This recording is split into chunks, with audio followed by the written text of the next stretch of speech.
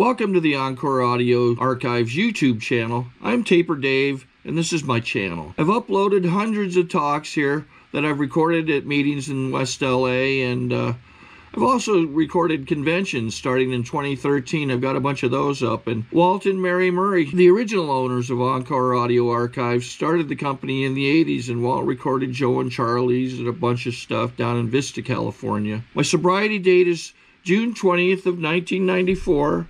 I hope you find something you like, so please like and subscribe to my channel and comment down below. If you want to hear something that I don't have or that you don't see, I'll see that I get it. Anyways, take care and have a great day if you want to. Okay,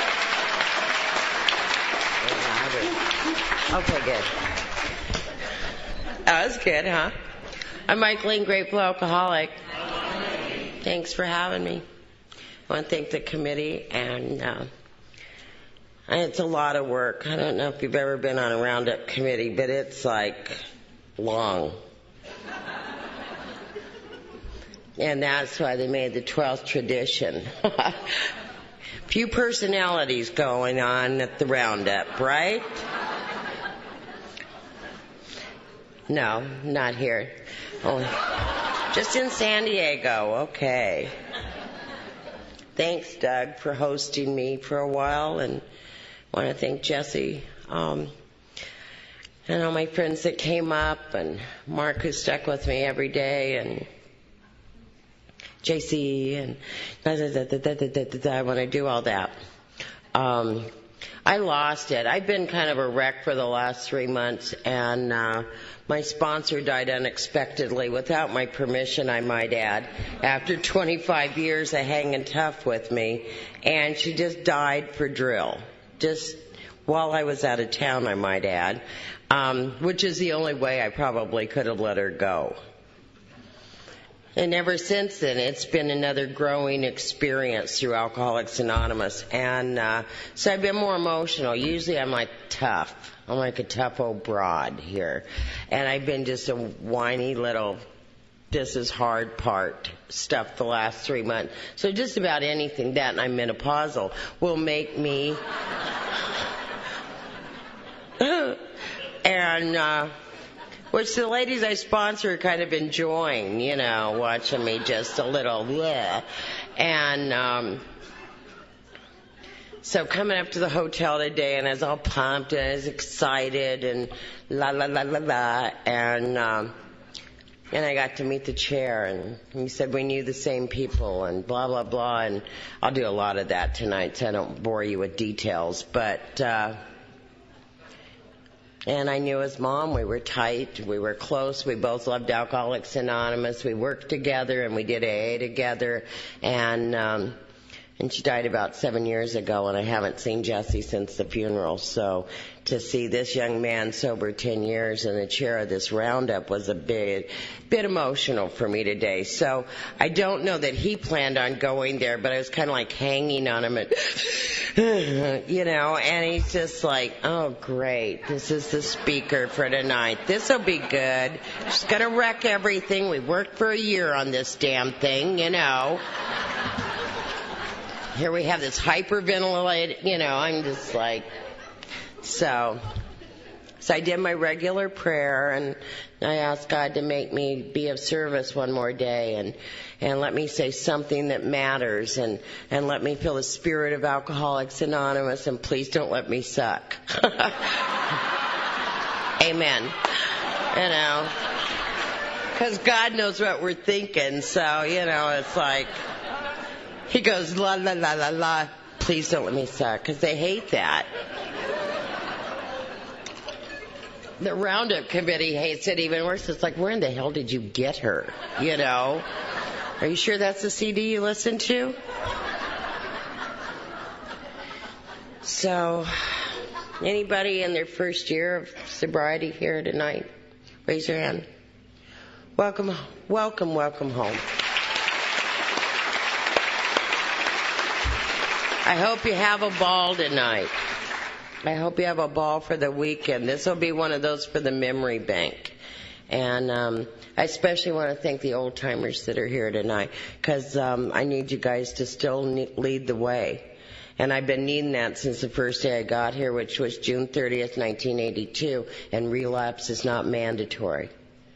It's an option, but it is not mandatory. And I wasn't going to be in AA when I grew up, and trust me, I was not going to do this. It's just not my deal. And, of course, I really don't know what my deal is, but this wasn't going to be it, and I was going to be a nun. I love the colors, I love the outfit, I'm doing it, you know. And I grew up in Phoenix, and I come from 5 generations of alcoholism, and what I'm here to tell you is Jesus, Mary, and Joseph could have raised me, or the Charles Manson family. You know, there's something wrong with me. And one of the things that I think that I felt safe with when I was growing up was going to Catholic school and wearing the outfits and lighting candles and honoring statues and sinning and confessing and the stuff we do in Catholic school. And in that generation, if you went to Catholic school and you were a little girl and you were still a virgin, you were going to be a nun. You know, it was just that easy. And not to offend any virgins here, but, you know, it's like part of the gig. And I was growing up feeling weird, and so I'm going to be a nun, and I'm going to be in a little convent, and I'm going to light candles and pray for pagan babies, and, you know, the drill. And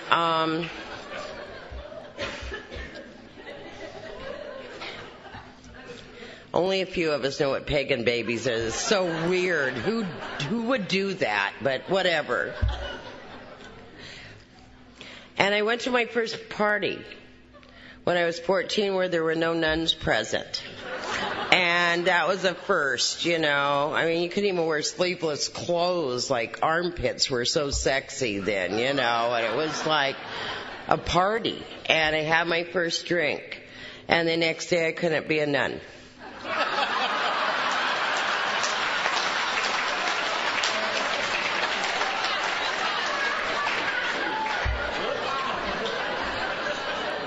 So we share in a general way, but get it? You know, it's like, oh, man. And so, backup plan. Our backup plan is what? Backup plan is to become a go-go dancer. And so that's what I did. I mean, it's like, and I got a job. I was 14, very mature for my age, and in a lovely place called the Pirate's Den in Phoenix, Arizona. We danced in little cages and had sheer little outfits on, and I was very perky in those days, and I got a lot of tips, and I really wasn't cut out for being a nun, and I really wasn't even cut out for being a go-go dancer. I grew up in a generation where everything was happily ever after stuff on TV.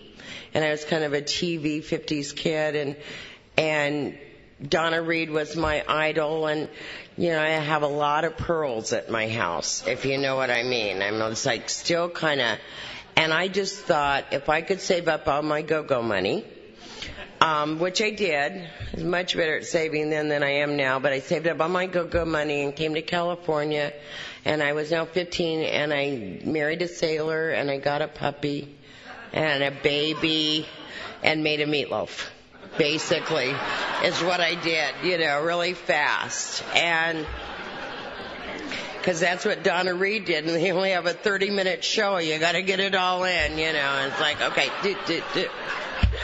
And then I sat around waiting to be normal. And we laugh now, but I was very serious about this thing I was going to do, and it was be a normal person. I had not been a successful child. I was so bad at it. It was just way too stressful for me being small, or I don't know if you've ever been a kid, but if it is weird, you know, and it's like all these other little kids are just doing little kid things, and I'm thinking about how weird it all is, you know, and I don't quite fit in the universe. And it's not paranoia when it's true. I did not fit in. I look like I would have fit in, but I did not fit in. And I was sure everybody could see inside of me. I was sure they'd know. But you make a meatloaf, get a puppy, get a baby, get a sailor, live in a house. I mean, I wasn't sure what the next episode was supposed to be about, but one of the jokes in our family at that time was that we could all get into the zoo for free because we were all under 18. And the kids were under 18, I was under 18, everybody was under 18, you know. My husband was 18, but if you wore a uniform to the zoo on Sundays, you got in for free in those days. And I told him to wear it a lot, you know, and let's go to the zoo. I mean, I wasn't sure what else to do. I'd never been to high school. I still have never really been to high school. It looked stressful, so I didn't want to do it, you know. I just way over my head. I was bright, but I didn't want to do that because the campus made me nervous. I mean, I went there once, we smoked, I French kissed Daryl Coote, and that was it. You know, it was my high school experience. And, God, I forgot all about him. I don't remember ever mentioning him again. I wonder what that means. Scary, huh? Wow, that was a party. Choo-choo. Flashback. Got caught up in the memory. Oh, yeah. Okay, I'm there. Back. The next 20 years, this is really just kind of summarize the whole thing. I had a bunch of babies, made a bunch of meatloaves.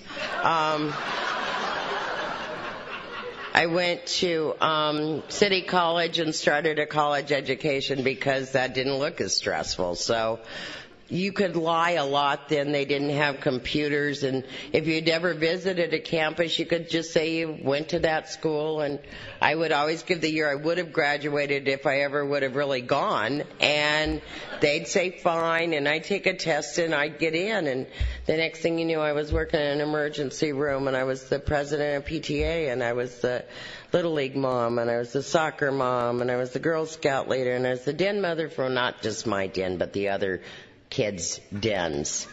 Welcome to the Al-Anons. I forgot to mention you. Only they would relate to that. Only an Al-Anon, which was what I was going for before I crossed the line, as a den mother for children that they don't know. Tuesday night, my family. Thursday night, any of the children whose parents won't do it, you know, because, I mean, that's what we do. Not all of us, but it's much better to become alcoholics, so keep drinking, you know. It was just like not nearly as stressful. Nobody expects anything, and we just have a damn good time while you're home suffering, you know. It's like martyred out, kind of what we do. I don't want to offend everybody tonight, but I'm sure I will, so I'll just tell my story. I only like good-looking alcoholics with potential. That's my kind of guy, so I can help them arrive. And I was a periodic all those years. Most of those 20 years, I would drink at PTA bowling or the ER Christmas party or some event. I would drink too much. I didn't like the taste of alcohol. I liked foo-foo drinks weak.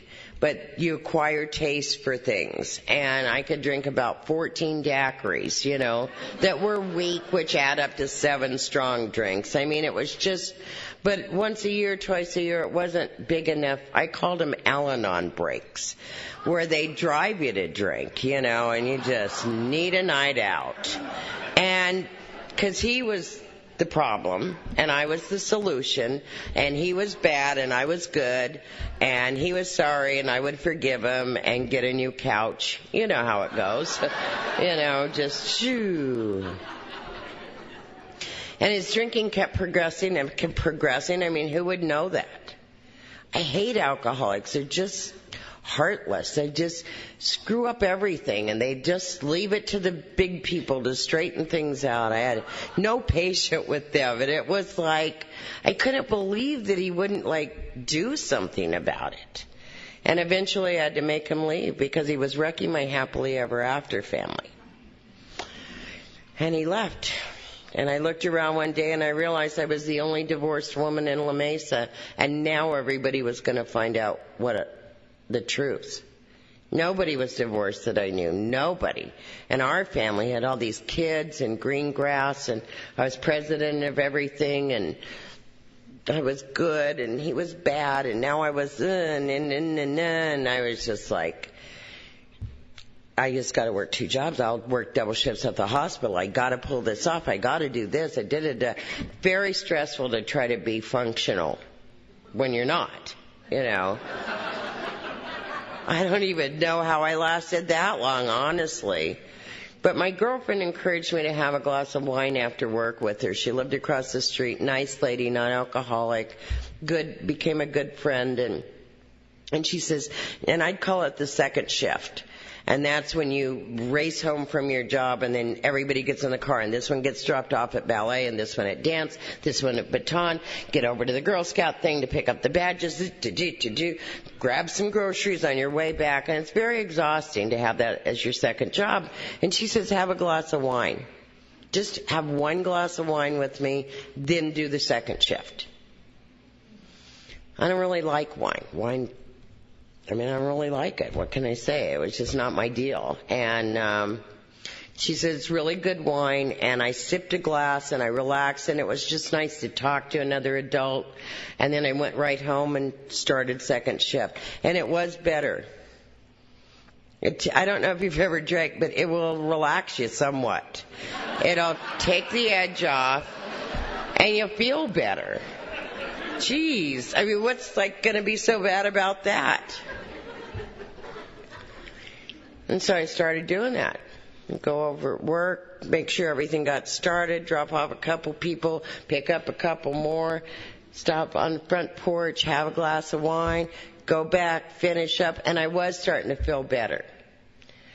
And I was starting to acquire a taste for good wine. I acquired such a taste for good wine that one day I went to her house and she had a box of wine for me with the spigot. And it is good. Love it. Plus it's bigger. Those nice bottles are small, I graduated from that's not gonna, and the glasses aren't that big. The whole thing was over before you knew it. And I thought, she had it. She goes, I got you a box of wine. I said, cool. Love box of wine. Pretty soon the kids are going, I need to be at practice. And I go, get a ride. Really, if you're going to get alcoholism like I've got, you're going to have to get an attitude and an awareness that people are selfish and they'll drain you to death. You got to kind of get it going, because you're now going to turn your back on everything and everybody that matters to you. And if you can't get a good attitude going, you'll feel bad. I'm not into feeling bad. I'm into feeling good, so I got an attitude. Why am I the only mother that seems to be able to carpool? We have 5,000 other kids going to that field. Could we rotate? Why do I have to go to every game? Geez. Homework, I'll hire a tutor. I have no money, but I write a check, we'll get a tutor, you'll be fine, and I can relax a little bit more. And what I didn't know is I had alcoholism, which is a progressive disease that you're powerless over, but you don't know you're powerless over. If you've ever had this, and you have the kind I have, I think I'm going to have some power over it. I'm going to be making some really good decisions, like when to stop, that would be good. Then I changed my mind, apparently, because I am not stopping there. And And I'm watching this thing kind of happen, but I think, well, I must be changing my mind, and they must be becoming more selfish, and this wine's tasting better.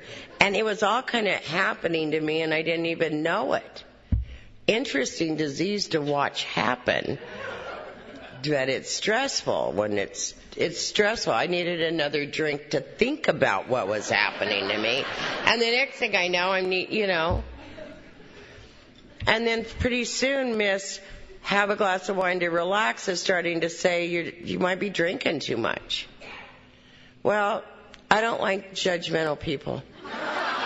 Never did, never will, and, I'm not putting up with it, basically.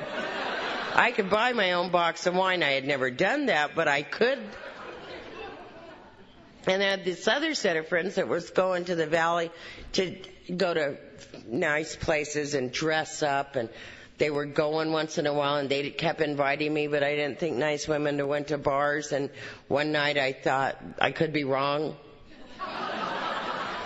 And it's kind of like a nightclub. It's not like a bar, like a bar. And so I went, and that was my Cinderella night. That was when it clicked that it was magic. Because I went in there stressed and overwhelmed and scared to death, and just about as stressed as one human being can get. And I left there that night in my magic dress with my magic evening with the magic twinkling lights, and I was transformed. I felt better than I'd felt in a long time.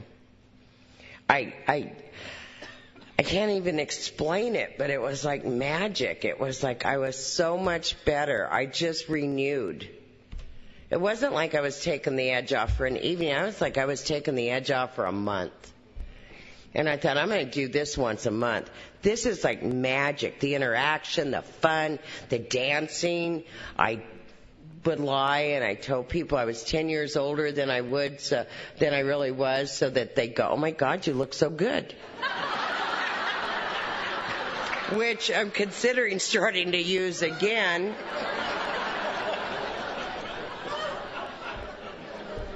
That was fun. Everything was kind of fun, Drove a golf cart into their swimming pool at the Stardust Country Club because I thought that was fun.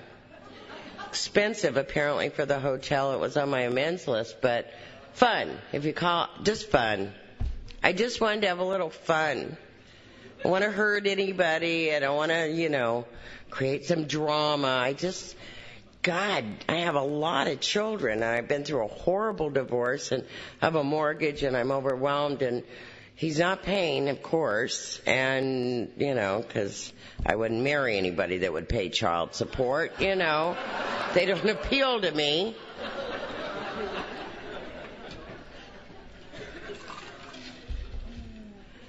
And so I was just going to go once a month until I realized that was too long to wait, to feel good, to really unwind. And then I realized every couple of weeks sounded better, until I realized the end of the week comes for a reason, for hardworking women like me. I did not know the disease of alcoholism was progressing a day at a time. I did not know that. I had no idea. You would have thought I would have known more than I did, but I didn't. It happened to me without my permission. My full participation, but without my permission. I would have never done that on purpose. Best thing that's ever happened to me is to become an alcoholic, and I would not have done it on purpose.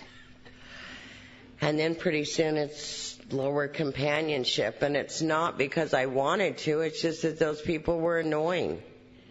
Like they wanted to go home. Well, want to keep the clothes on. It was just a weird group. And it was like a moment of clarity where I looked around and I thought, I don't even like these people. I need to go inland a little bit more.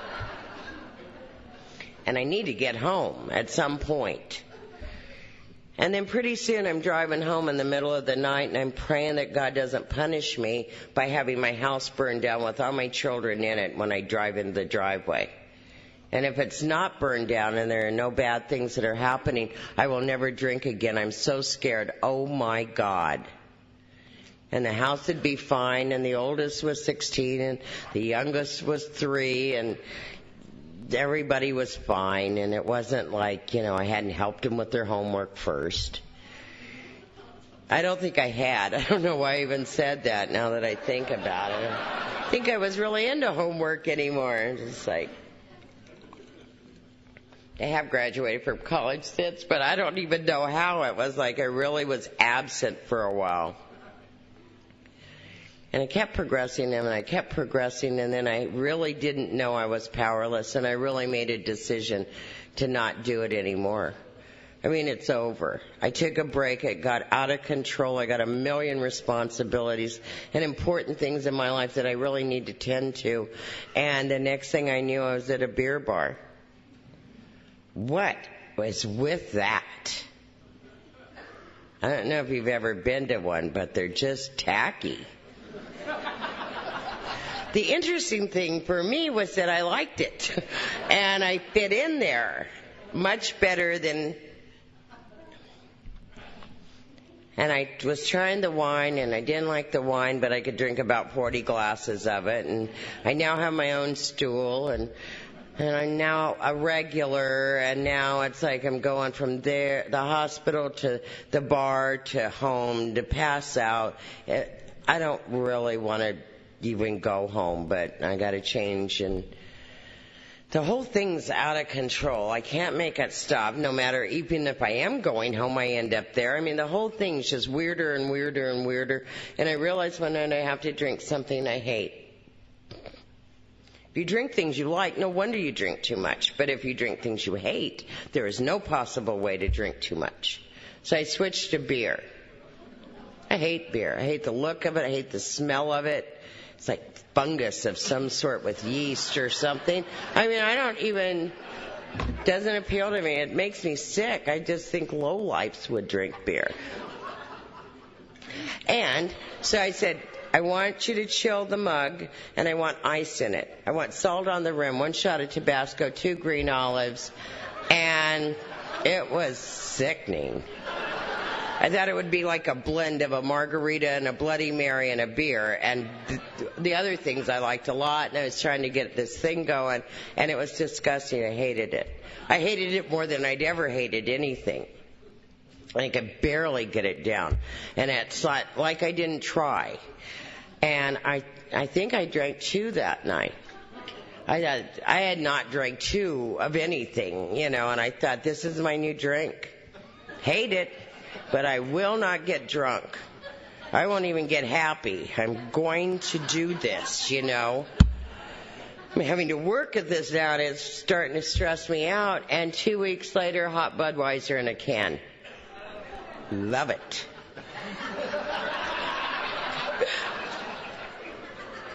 Hot can, I don't care. And 2 weeks later, cigarette butt in it. Care even less. Spit it out. Toughen up. You're a Girl Scout. Mom, you've been camping. I mean, I don't know what. It's like Girl Scout leader gone wild. I'm just like, wow. Crazy. Now we're laughing, and I'm laughing, and it is kind of funny story. The kids are not laughing at this point. They were the one that had encouraged me to get out once in a while, and now they're encouraging me to come home once in a while.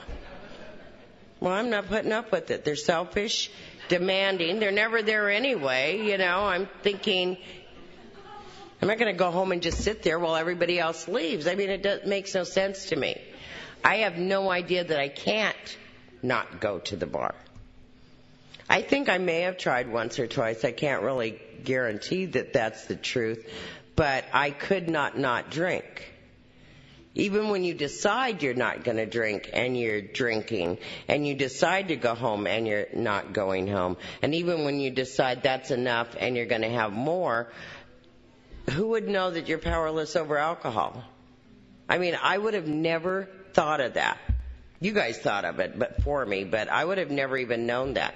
I thought I'd just gone bad. I couldn't figure out why, and it made me feel worse. So I planned my death. Now, I'm not a suicidal type. I'm not deep enough to be suicidal. You know, it's just like, but I was starting to pray to wake up dead. Because this whole thing was wearing me out and I couldn't figure it out. I've always been really smart, have a backup plan to my backup plan, and something's going to click. Nothing was clicking, nothing was working. And I was planning my death, and I remember I was going to leave everything straightened out at the hospital, then I was going to move into the laundry room, and then I was going to pay all the bills because I still had some money in the bank, and then I'm going to write each one of the kids a note because I don't want them to feel too bad, but I need to be dead. There is no other way out of this. And I had a moment of clarity, which now kind of cracks me up, but I thought, I bet if all that stuff was done, might not even want to be dead. I would be organized, my life would be in order, none of this stuff would be scaring me. I wouldn't open mail anymore, mail made me nervous. Never good news. I used to open it, get depressed, and so I quit opening it. Why open it? I'm not going to pay it anyway. I mean, why bum myself out? Don't open your mail. It's not money from Grandma. You know, I just was starting to see this. And one of my oldest son was doing a thing called Terry Cole Whitaker down in Coronado, not far from us, and she was totally into affirmations. She loved affirmations, and he loved his mom, and he put up a little thing over my bed that said, "God is my source," which kind of annoyed me because it was like a thumbtack right in the wall in the paint over my bed. Plus, I'm dying of alcoholism. I'm only getting home for a couple hours, change clothes, pass out, do whatever in any order, get back to the hospital, and now I got this God is my source thing, but I'm totally Catholic. I know not to take it down or I'll get zapped, and so I'm like laying there looking at it, like trying not to see it, and 2 weeks later, I came out of a blackout, and I didn't know where I was, and I didn't know where the kids were, and that had never happened. And I did that prayer that said, "If you're there." I said, "I don't even know if you're there. I don't even know if you're talking to me, if you are there. But I need help, and I don't know what's wrong." And I believe that that's because of divine intervention, because I didn't know to come here to you. I would have never thought of this. And what happened was the next thing I know, I'm on the phone and I'm being 12-stepped by a lady named Flo. And I never told anybody the truth because you wouldn't like me and you wouldn't respect me, and because I didn't really like the truth anyway. It wasn't quite enough.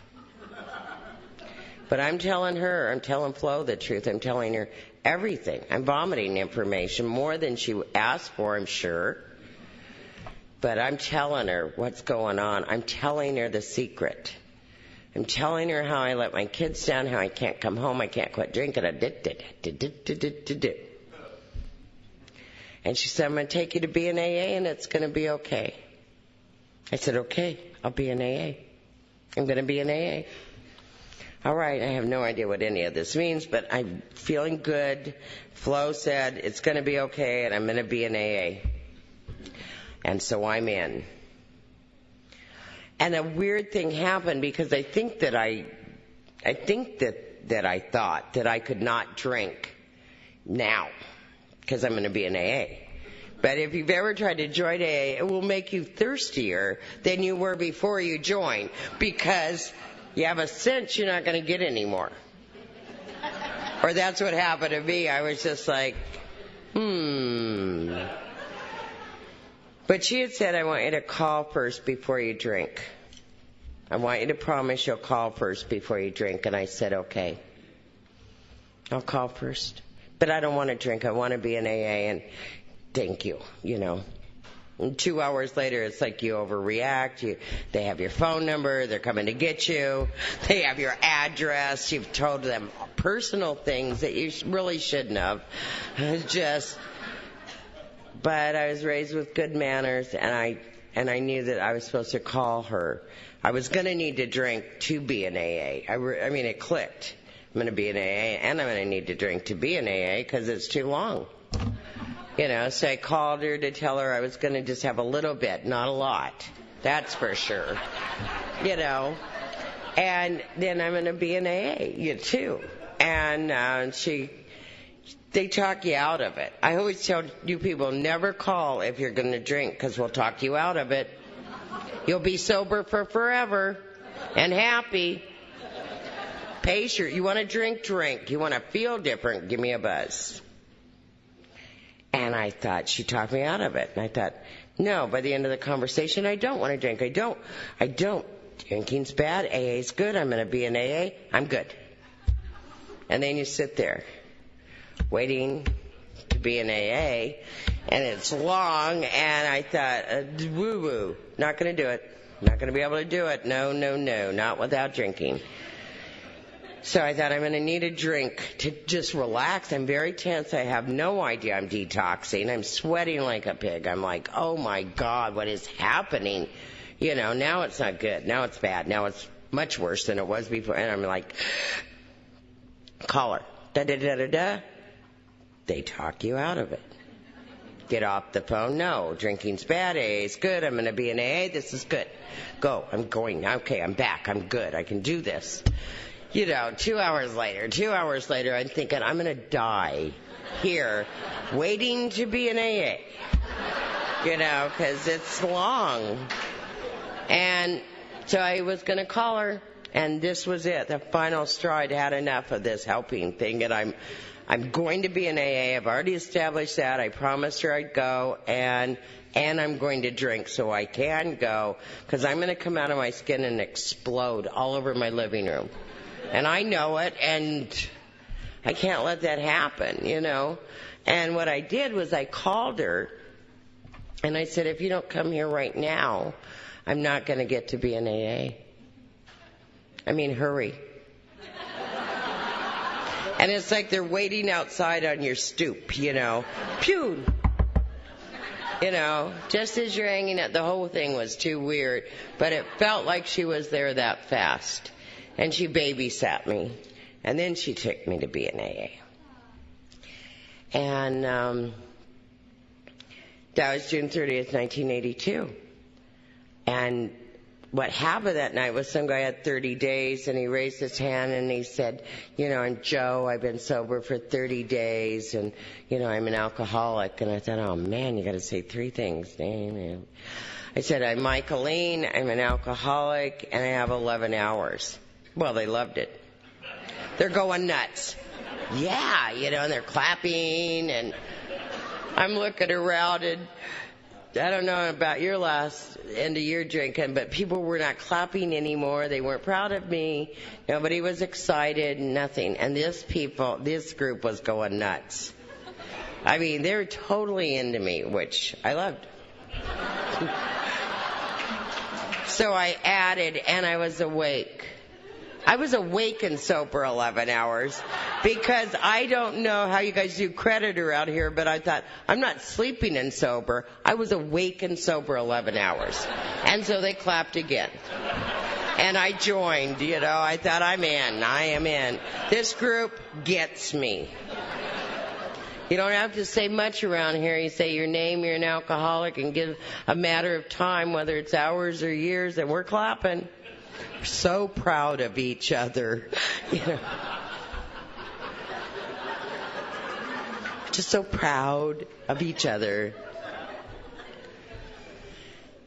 Why wouldn't we join this, you know? I mean, think about it. Where else are we going to go and tell each other the truth and be proud of each other? I mean, nowhere. Trust me, I've been there. They weren't clapping. But I looked around and I realized I still had an incredible job. I had incredible children. I lived in a good house with the right car in the right area. And I thought, you know, and I'm bright and I'm sorry, which is a good way to get here, I thought. And they said some are sicker than others. And I looked around and I thought, I know, look how sad. It is sad. Look around. That's what I thought they meant.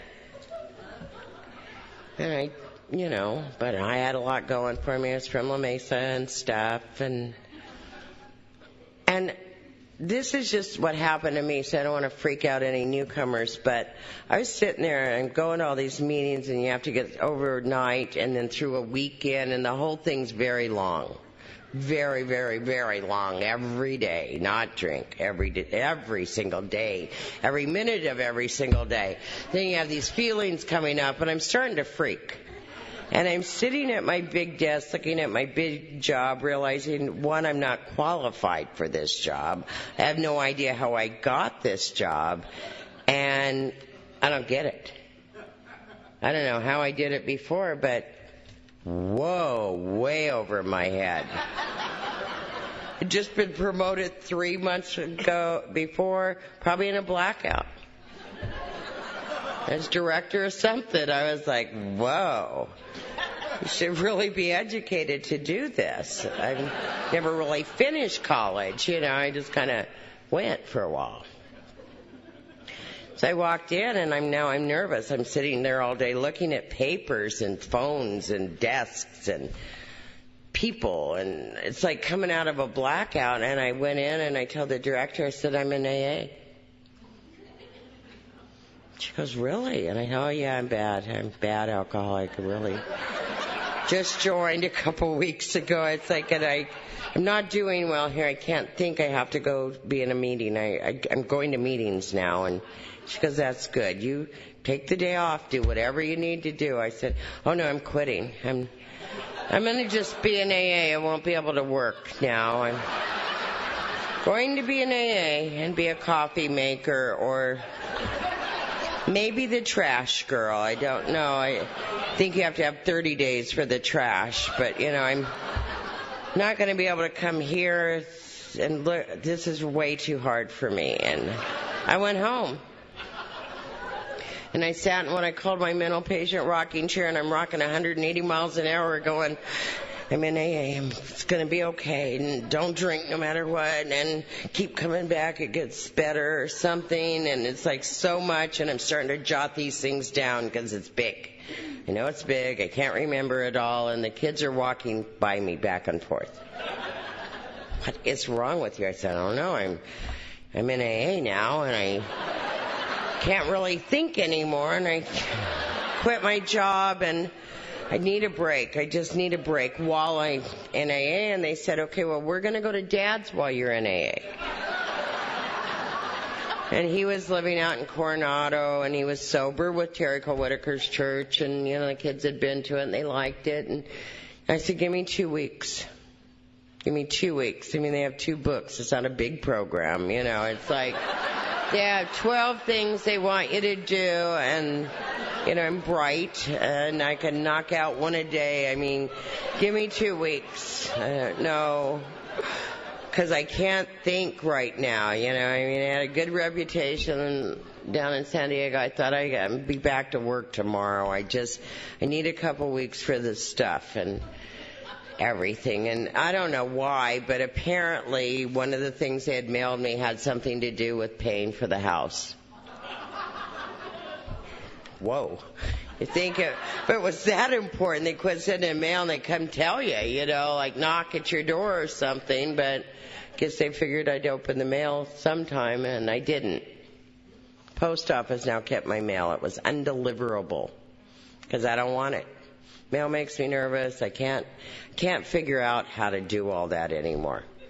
I checked out sometime, and I just quit trying because it's too hard. It's like what grown-ups do. I wanted a conservator. Somebody to take care of me. I couldn't think anymore. And so they took the house, and I couldn't do anything about it because I couldn't function very well. And we put my things in storage, and then apparently they were going to come get the house and the car, and they wanted stuff, and some of that had been in the mail apparently. And sometimes it's good to open mail, and sometimes if you're getting a present from God in ugly wrapping paper, which that was a gift from God, in ugly wrapping paper. It looked like a bad thing, but a gift from God in ugly wrapping paper is really a good thing. And it's the only way God could have got my attention. I need a little bit of time.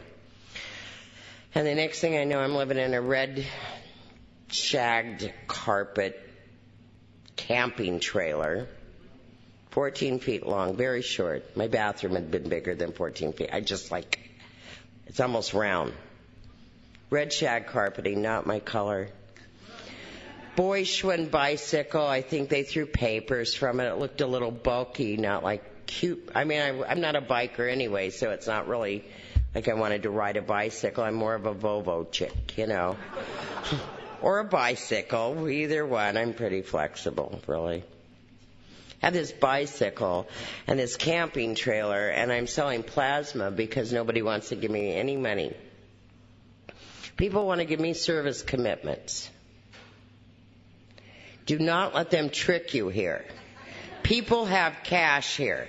I didn't find them. Nope, you need an H&I commitment. That's all you need right now. We'll take care of the rest. You need another H&I commitment. You need about 5 H&I commitments. You need a little job without business cards and any foo-foo stuff to cloud up your head. And an old-timer named Jack Ladd got me a job making sandwiches in a deli, and I'd ride my little bicycle there. Pathetic. Nobody had it as bad as me in AA. Nobody.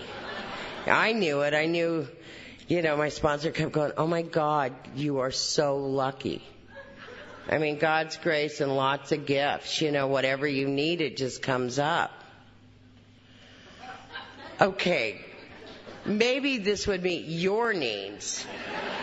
But it's not really meeting mine, Well, you have the bike, and you got a job. You didn't even have to go apply because I had no phone, no car, no stuff. I had nothing. That's when I should have drank. Really. I was having trouble finding a sitter. Now the kids were in Coronado hooping it up with him. The bad man. Now I'm the good one. Why is this happening to me? So I hated it. I was not. Everybody else was like pulling for me, and I was like, God hates my guts. These people are sadists. They're so excited over my misery. They laugh and they clap, and if I even start to whine for 1 minute, my life is whineable. Trust me. They'll sign you up for another commitment. So, try not to whine here. Oh, well, it sounds like you need this then. Better be the new secretary here. No, I'm happy. Love it. Love it here. Everything's good. Service commitment's out, No, we can tell. We need another one. At one moment one day I had a moment of clarity, and I realized if I had a boyfriend to be in AA with me and a car, he had a car and a MasterCard, I would do better in AA. I mean, it's like common sense. Not rocket science, And I need some stuff, I need things. And I got on my bicycle one night, and I rode my bicycle to Taco Leo's with my dimes that my sponsor had given me, and I'm calling her.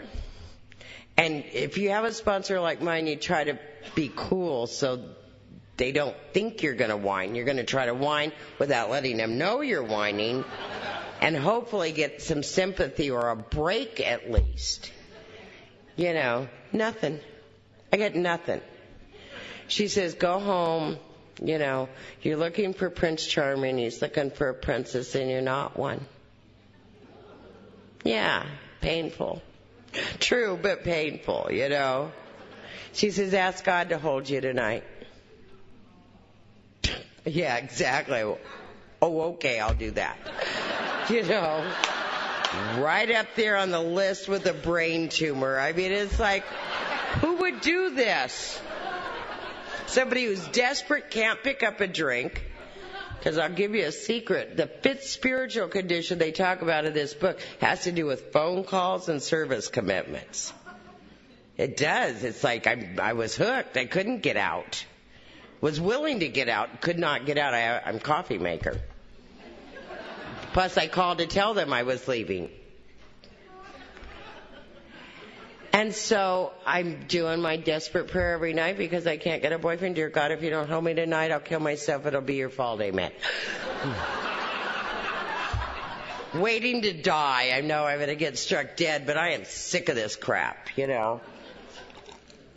And what I realized was that, you know, maybe I was supposed to take the steps while I was waiting for the boyfriend. I mean, I don't know. God knows I have time, you know, so I got involved with these steps, and these steps began to transform me, kind of like it said they would. Very weird. It's almost like the Twilight Zone. And I'm taking this third step, and I'm knowing something I never knew before, and I'm pumped, I'm motivated. I'm not thinking about getting a boyfriend. I'm thinking about, wow, I feel something. I had made myself not feel, because feelings just would blow me up. I couldn't handle anything. Everything was making me nervous anymore, and it was making me different. And it kind of made me want to do the rest of the steps. I don't know what happened. It was pumping me up. I was getting pumped up. I was like, okay. And I'm doing my fourth step, and I'm doing my fourth step, and, you know, and I'm like trying to figure it out. And I'm trying to show them in that fourth column why I'm so messed up because of what they did, but I should have been more patient or something. And my sponsor said, I'm going to help you with your fourth column. That side of the street that's yours, oh my God, I don't know if you've ever had a sponsor like mine, but man, they're mean. You know, I didn't get sober around nurture your inner child. I got sober around find your inner adult. That's the one that's missing. Fascinating concept. And she helped me. Where I couldn't see what I needed to see, she showed me what I needed to see. And what she couldn't show me and I couldn't find, God revealed. And it was not pretty. I was kind of the what did I do kid, and the fifth step showed me what I did. Where I was, why. It was fascinating. I thought, no wonder. Very weird. Very, very, very weird. Can you hear the fan? I have a menopause fan. I might as well just show you. It's very cool. Thank you, Mark. He's sick of watching me sweat to death up here.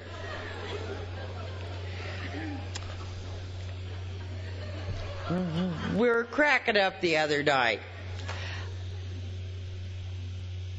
I had financial amends galore. I just $5 at a time and $1 at a time and $8 at a time, and one debt took me 18 years to pay off, but I did what I was supposed to do here.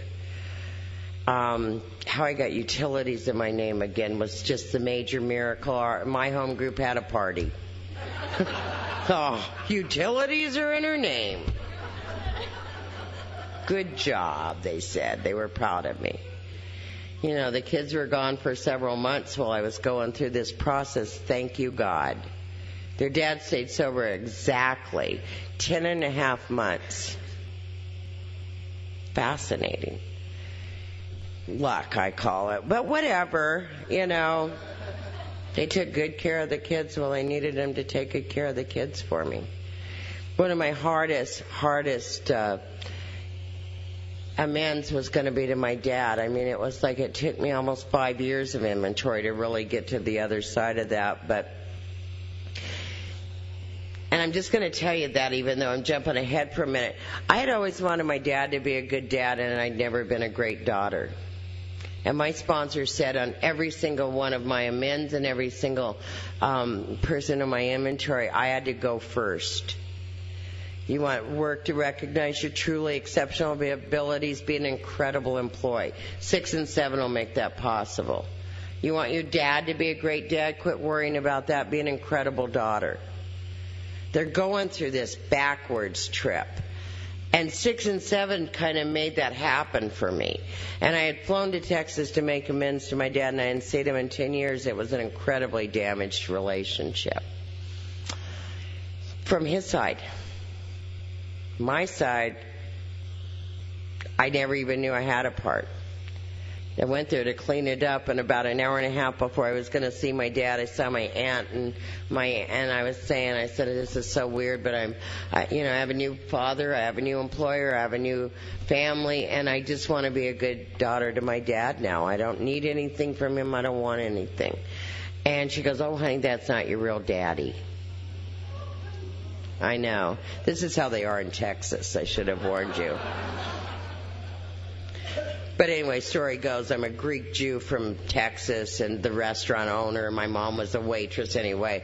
It's like an Oprah story. But in Texas, they don't care about dramatic stories like that. Here, I would have gotten help with my issue. Texas, they weren't interested. I go racing over to Legacy Club right outside of Houston, and I'm telling an old-timer, and my dad's not my real dad. I came out here to make amends on my side of the street. And I just, and she just looked at me like I was crazy. She said, honey, a daddy's a daddy. Go clean up your side of the street. Then they had the meetings on acceptance. She said, let's have a little meeting on acceptance for the little California girl. She's got a problem. Her name's Lois. She's still at the Legacy Club. She's been sober 57 years, and she's mean. But that meeting, if you're willing, that meeting changed me, and I realized nothing mattered except cleaning up my side of the street. And a dad is a dad, and that was my dad. And I went and I cleaned up my side of the street, and I never told him I knew. And I got to be a good daughter for the next 3 years before he died. I was a good daughter, and he was a good dad. When I let him be who he was, it was amazing. That was the kind of amends that transformed everything. And whenever I struggle with people today, it's because I'm not accepting them exactly like they are. I've got expectations, demands, and I'm going to do it to the people closest to me. And I'm going to regroup because I know how to do these steps. And those kids came home and had been gone, going back for 4 years, and I thought I'd been mom of the week, and I was going to probably need very little help with parenting.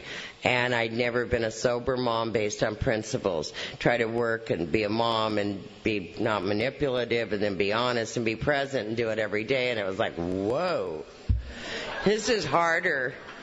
No wonder I drank. Jesus, there's so many of them. Where they all come from? Like, wow, I was really into that, wasn't I? You're everywhere. And I got to go back to work, and some old-timer named Sam brought me a car. And he comes to the door, and he says, I brought you a car. And I said, you brought me a car? What kind of a car? He goes, come on out and see it. And I don't know what I was thinking, Mercedes or something, And it was a red Pinto. So I don't want to offend the Pinto people, but they suck. And I wouldn't even want to ride in one, much less drive one. So I just said, thanks, Sam, I couldn't. And I mean that, And I called my sponsor, and I was like, oh, my God, you will not believe what Sam did from the club. He brings me a red Pinto. Oh, my God, I hate red. I couldn't even believe it, And she goes, you have no car. You call Sam and you tell him you are so sorry. And you like to apologize for being so ungrateful. And you like a second chance to have that car. I said, please don't make me. Please, I've done everything you asked. Please don't make me drive a red Pinto. Please. It's like, you can only do so much. Hey, I was like, please. And a week later, it was an okay car. And 2 weeks later, I was picking up newcomers like they had done for me. And pretty soon it's my car, and we're polishing it. And Jesus, what is wrong with me? Lots of stuff, But I raised those kids, and I went back into health care. And every step of the way, you guys were showing me what to do next. I've always been a copycat. First it was Donna Reed, and then now I copy you guys. Whatever you do, I'm going to do. Whatever you tell me to do, I'm typically going to do.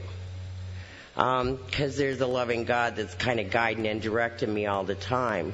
And I met Prince Charming here the day I became a princess. And a princess isn't all that. I thought a princess would be all that. But apparently it's just a good, sober woman in the middle of Alcoholics Anonymous that's got some money in the bank and a decent credit rating. I thought it was way deeper than that, you know. Wasn't all that appealing, but whatever. You know, I'd kind of lost the pizzazz I thought I should have, and now it's just being a grown-up, and that apparently was quite attractive to somebody. Who would have known that, you know? I might have even tried that before, but,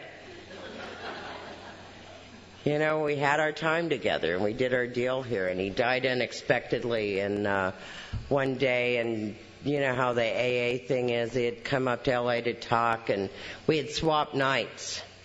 And he was talking somewhere, and 2 weeks later, and I was talking that night, and we swapped nights because of something he had going on. And he took some guys he sponsored, and he just died on the way back. And he had just gotten a clean bill of health on Friday, and he died on Sunday night. And they called, and we all go racing to the hospital, and there's... You know, I mean, he just died. There's 5,000 AA people at the hospital. Weird. Millions. I felt like millions of angels were around me, and they just went. I went, God, don't let me drink, and don't let me get into self-pity, and just keep me in the center, and let me make my service commitments, and this is going to be so hard, and it was. And I remember doing all my service commitments even though I didn't want to, because I thought, I know me. If I come up with a good loophole not to do something in Alcoholics Anonymous, you're going to get another bad day, and then you'll miss another meeting, and then you're going to miss another service commitment, and then what if somebody else dies, and then what if this happens? And it's like, just keep doing all of it. It doesn't matter how you feel, la, la, la, la, la. I knew how it'd turn out. The third step tells you it'll all turn out fine if you're turning it over to him. It's a promise. It's a guarantee. You might as well just take it to the bank. Then the rest of the steps are going to kind of get you through that interim period. And so I knew what to do, and I knew I was willing to do it. I didn't know it feels so bad, but I did it anyway. And I got the help I needed in the rooms from you guys. People I knew and people I didn't know. And I was back on my game. A year and a half later, I thought, okay, I'm doing this, I'm on it, I feel good, life's okay, my life's in order, the kids have been all raised, they're in the Marine Corps, graduating from college, getting married, I mean, they're fine, everybody's healed, it's been a long time, and I had my first heart attack, and I tried to blow that one off, and then I had another one, and next thing I know, I'm going to have an open heart surgery, I'm not even 50 years old at the time. I was like, what? This is like so weird. I mean, who does that? It's just too weird for me. But I had a service commitment, you know. I had H&I, so 2 weeks later after I got out of the hospital, I had to be at H&I because, you know, you have a commitment. And the next thing I know, I'm like better than I'd ever been. I felt great, you know. And the next thing I know, I'm climbing to the top of Mount Spokane, and I'd been in a 5K a month before I had my open heart surgery, and I did a 5K 3 months after, and one of my granddaughters, I have 8 grandchildren that have never seen me drink. They're 24 down to 3. They think I'm a regular grandma, which is a total trip, but whatever, you know. And weddings and their college graduation. I mean, the whole thing has just happened. And I have incredible friends, and I have a new person in my life. And my life, I'm not always like right in the middle spiritually, but I'm always in the middle of the circle. I have a 5th spiritual condition for a reason. And it's called God's grace. Really all it is spiritual luck. I mean, it's taken me 25 years to figure out what spiritual luck is, but it really is God's grace. It's coming to the conventions. It's not just coming to sit in the audience, but go sign up and sell tickets. Offer to be a greeter for an hour. I've been the speaker at conventions, and I've worked 2 hours in the ticket booth just because I thought I want to meet more people. You know, I talk to people. I am just a drunk that got incredibly lucky. I said I was willing. I asked you guys to help me. You did. And this is how it turned out so far. I mean, that is such a gift to me. I am just a drunk. I used to raise my hand with less than 30 days, and I'd ask you to help me get through the weekend. It's just too hard. And now we just had a 25-year party. And it was fun. It was incredible. All my kids flew in for it, and some of my grandkids, and all the girls. I mean, am I done almost? I don't know. Well, I'm almost done, whatever. All the girls I sponsored had been working together. We meet once a month at my house for what we call sponsor breakfast, and every year we do a theme of the year. And it might be tradition a month, or a book a month, or a step a month, or a whatever a month, but we're doing something every year, every month. And one year we had done a tradition a month, and everybody would tag team, and they had to do skits and a presentation, study the history of the tradition, present it, and we liked props and costumes, and we had fun. The traditions came alive, and we were actually interested when they read them for a while. You know, it was like cool. That we were totally into that. Well, the girls apparently loved the theatrics of it all. And they came out, and Pam came out, and she was dressed like a nun. And then she stripped off, which she'd been waiting to do, obviously, because she was very good at it, and had a go-go outfit on. And Mark came out in the sailor hat, you know, and somebody brought a puppy and a baby. And, you know, it was just like, and a meatloaf. They even walked out with a meatloaf on a tray. It was so fun. And one of the things I tell the girls I sponsor is, like, you know, sometimes it's a step you need, and sometimes it's a service commitment, and sometimes it's like, I'm so sick of you thinking about so much about you. Call 10 people today and see how they're doing, and don't tell them how you're doing, you know. And then just sometimes it's like, just put on your big girl panties and deal with it. And so they all came out at the end for the grand finale, and they'd all buy size 46 women's underwear that looked like tablecloths. And they all came out, and they pulled it all the way from, you know, it was from their waist down up to here, and that was the grand finale. And it's not like just tough love, it's spiritual love. God loves us with dignity and with grace and some courage. You know, my mantra before I got sober was, I can't handle this. It's too much for me. Everything was going to be too much, no matter what it was. And it's like today, it's like, bring it on. Just because of you guys. So, thanks.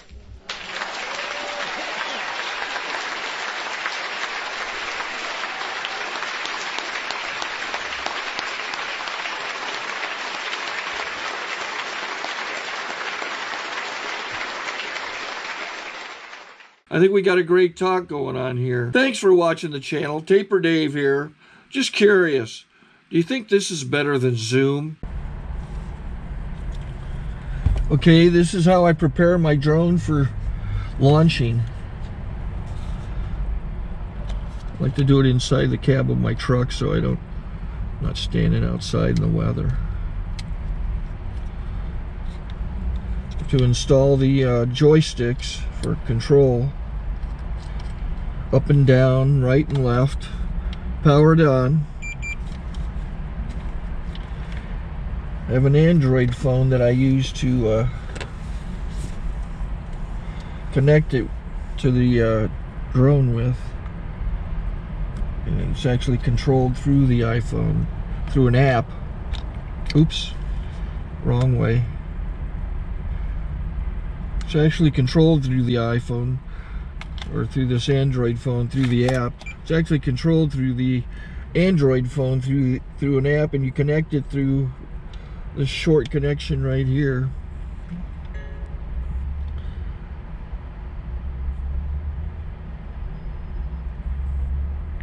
Remote control connected. Remote control's connected. So I pull out the drone. I have to extend the legs, long legs extended first, then the short legs. Remove the gimbal protector. Set that aside, then power it on one short burst and one long burst. I lay it down. So I have to go to calibrate. So the drone's not connected yet. It shows you here as this drone gets disconnected, even though the remote's powered on. So the drone has to establish it's connected. So I go into the app to calibration mode. First I'll calibrate the remote controller. Start calibration. Out, in, oop, out, in, up, down, and then this little wheel is to control the gimbal. So it's calibrated. Go to gimbal calibration, start calibration, and then it calibrates the gimbal. I don't know if that shows up. The gimbal's moving all over the place. Changes, you can see it on the video. And I'm calibrated to take off. It's acquired 7 satellites at the moment. There are 26 satellites up in the sky, which it has to acquire before you can take off. So it's connected.